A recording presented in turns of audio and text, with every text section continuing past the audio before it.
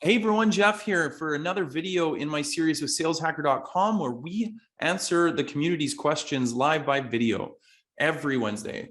So this one, I'm going to jump right to it once again. Now, today's question is really all about what is the best cold call script for selling SaaS software? And that's a fantastic question. So number 6, best cold call script for SaaS software.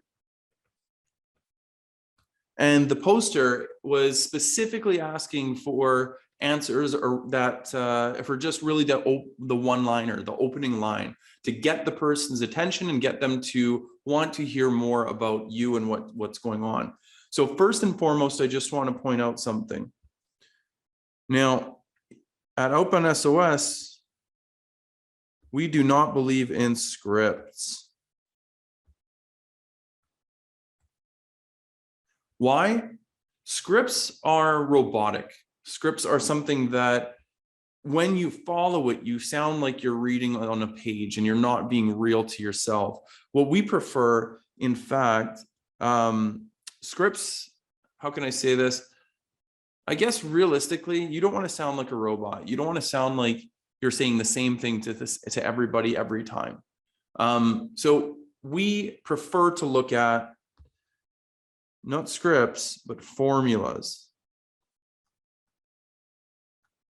Now, how do they differ? Well, a script is going to be word for word exactly what you need to say each time, but a formula instead is actually going to be kind of like a call map. So say this, pause, say this, pause, and talking points that you can follow throughout a cold call so that you can quickly and adapt on the fly, okay?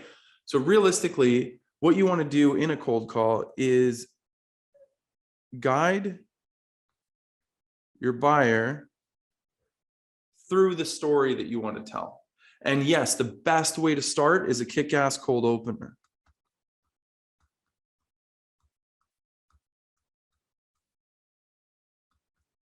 Okay, so there are many different type of methodologies out there.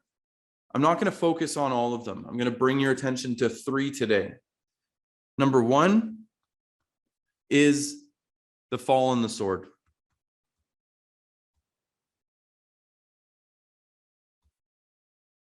So this is supposed to be, actually, you know what, let's take a step back. What's really important in a cold call to get, first and foremost, Chris Voss, the master negotiator and sales trainer, put out this statistic that you need to catch somebody's attention and earn their trust in 7 seconds or less. You have 7 seconds when you pick up that phone. When they pick up that phone, you have 7 seconds to earn their trust. If you don't earn their trust in that 7 seconds, guess what happens? Click, buy, yell, blah, blah, blah, what have you. But what's really important to earn that trust is you need to really pay attention on these 2 things. You need to know your why.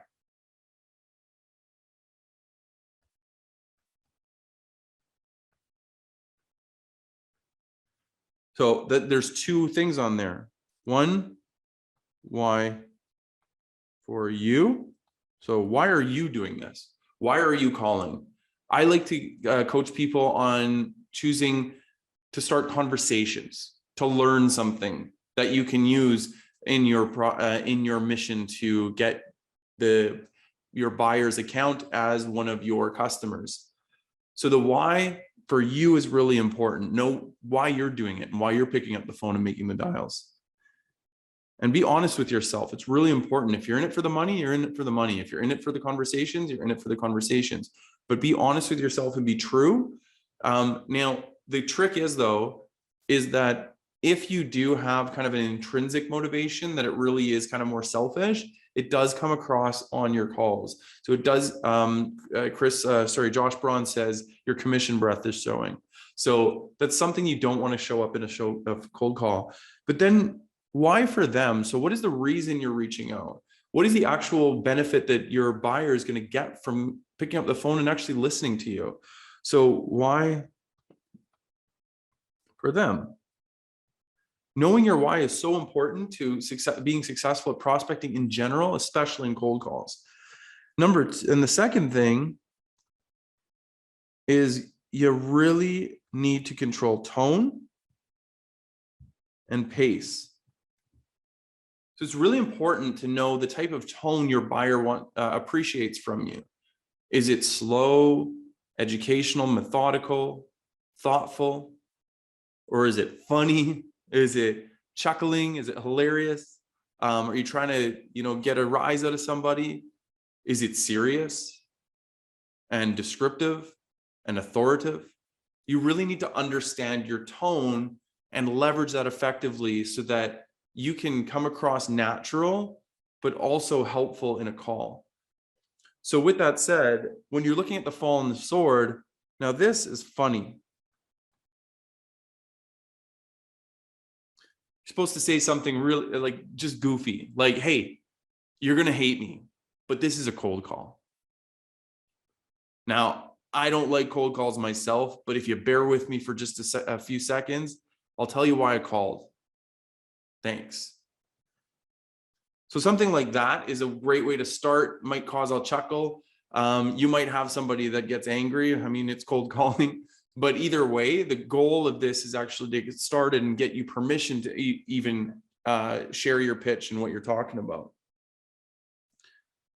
The second one is the asking permission.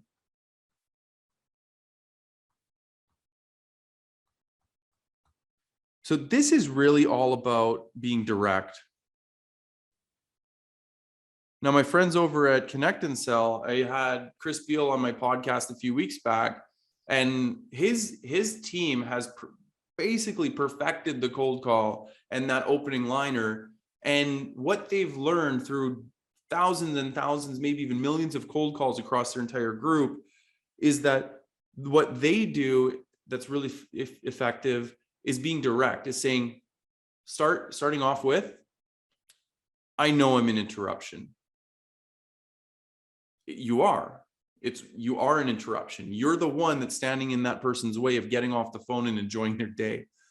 So you are an interruption. It's just being honest, not apologizing, but being honest. Then I'd like to give you, if you can give me 27 seconds, I'd like to tell you why I called. Now, sorry, Chris and company at Connect and Sell. They taught me this recently, and I probably butchered it, but you get the idea. If you really want to know details, I can get you the exact script. Just DM me, and I'll get you exactly how to say this properly. But regardless, the point is that what you want to do is ask permission. So ask for the right to continue talking. Then once you have that permission, and once you get the buyer to kind of like in your zone and in that trust zone, then it's really just a natural conversation from there. You've just put them at ease. They're not thinking about, getting you off the phone or what's going on here. They're just listening and having a conversation. The third one is a little bit different. So this is going to be, I'm going to say, a thought-provoking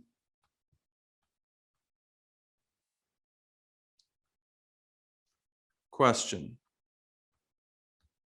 So this is typically based on your pre-call research. So it's something like,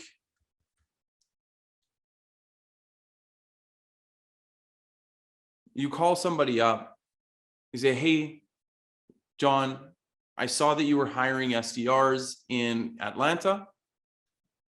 Just out of curiosity, were you looking, have you had experience hiring from Atlanta Tech? Or what was your experience hiring from Atlanta Tech? And say, what right off the hop, they're going, what do you mean? Why Atlanta Tech? Oh, well, did you know that the graduates of Atlanta Tech have a 30% higher success rate than graduates from competing institutions? Okay, awesome. Now I'm thinking about it. So it's just a way to start that conversation and get right into it. Now, there are proponents of all different types. As you can see, these 3 different types of openers are very, very different in their approach, but at the same time, the goal is the same. It's really to get somebody thinking and to stimulate conversation.